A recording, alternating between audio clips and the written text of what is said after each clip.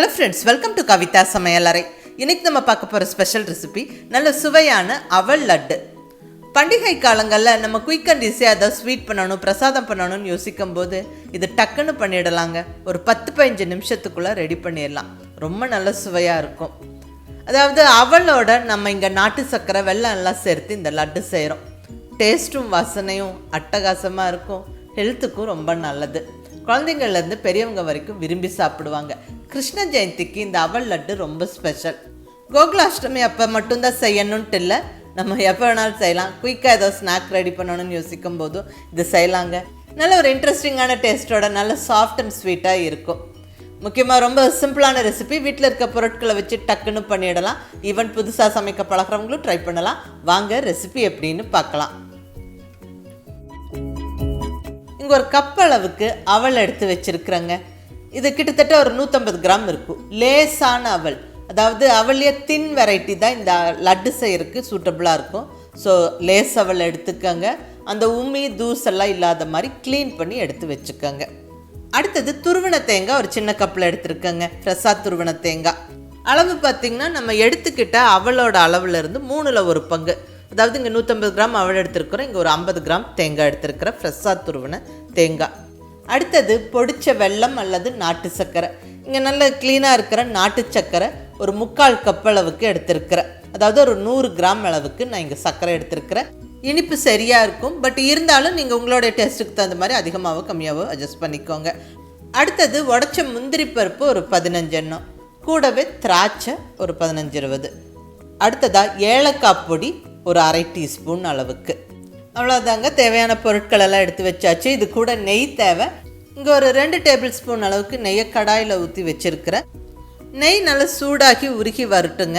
இதில் ஃபஸ்ட்டாக நம்ம முந்திரி பருப்பை போட்டு வறுத்தரலாம். முந்திரி பருப்பு நல்லா செவக்க வறுத்து விட்டுட்டு அதுக்கப்புறம் திராட்சையை சேர்த்து வறுத்துக்கணும்.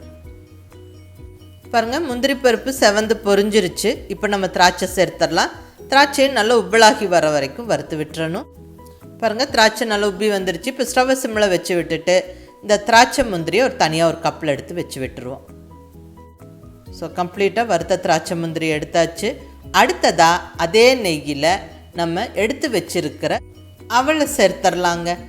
நெய் வந்து சூடாக இருக்குது. ஸ்டவ்வை மீடியம் ஃப்ளேமில் வச்சுக்கிட்டு சேர்த்து விட்டு நல்லா வறுத்தெடுக்கணும். இங்கே நான் வந்து வெள்ளை அவல் எடுத்துருக்கிறேன். இதே நீங்கள் சிகப்பு அவல் எடுக்கலாமான்னு கேட்டிங்கன்னா எடுத்துக்கலாம், பட் லேசான அவல் எடுத்துக்கோங்க. திக் வெரைட்டி வேண்டாம், அந்த தின்னான அவல் எடுத்துக்கோங்க. அப்போ தான் நம்மளுக்கு நல்லா வறுத்து விட்டு பொடிச்சு லட்டு பிடிக்கிறதுக்கு நல்லாயிருக்கும். நல்லா வறுத்து எடுத்துருங்க. ஒரு 4 நிமிஷத்துக்கு மேலே ஸ்டவ்வை மீடியம் ஃப்ளேமில் வச்சுக்கிட்டு நல்லா பொறுமையாக வறுத்து விடுங்க. அதாவது அந்த அவல் வந்து பொரிஞ்சு வரணும், அந்த நெய்யோடு சேர்ந்து நல்லா ஃப்ரை ஆகணும்.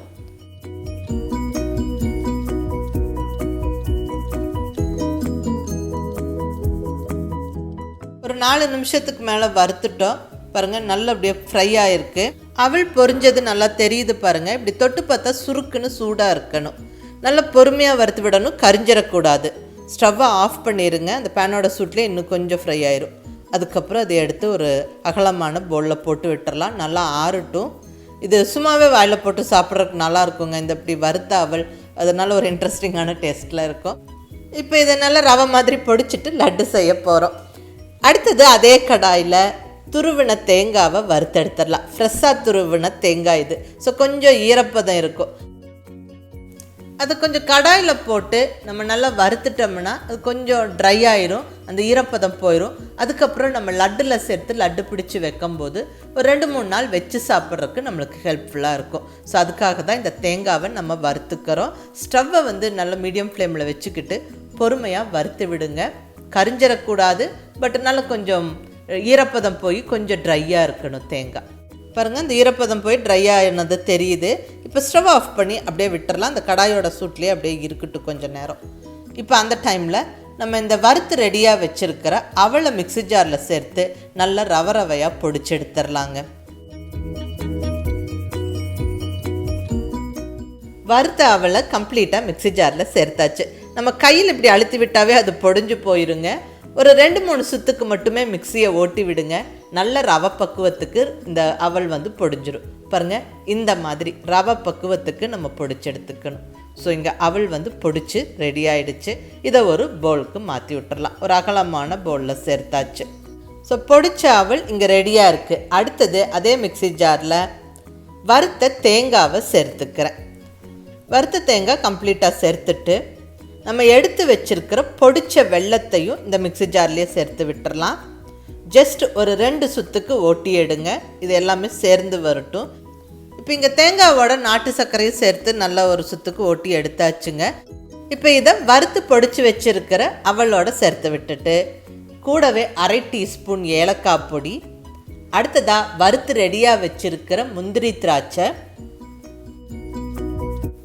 கூடவே 1 டேபிள் ஸ்பூன் உருக்குன நெய் சேர்த்துடலாம்.